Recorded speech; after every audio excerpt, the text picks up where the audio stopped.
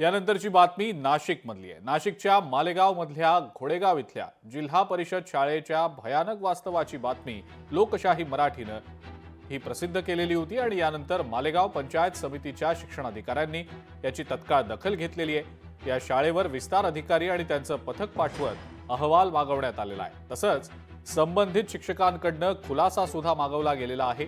त्याबरोबरच त्यांना कारणे दाखवा नोटीस देखील देण्यात येणार असल्याचं अधिकाऱ्यांनी सांगितलंय।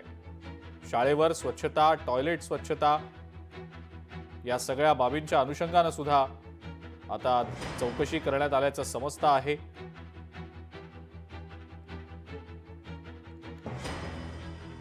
सदरची बातमी लोकशाही न्यूज चॅनलला प्रसारित झाल्यानंतर तात्काळ आमच्या विस्तार अधिकाऱ्यांना त्या शाळेवर पाठवले। विस्तार अधिकाऱ्यांनी सविस्तर त्या ठिकाणी आढावा घेतला।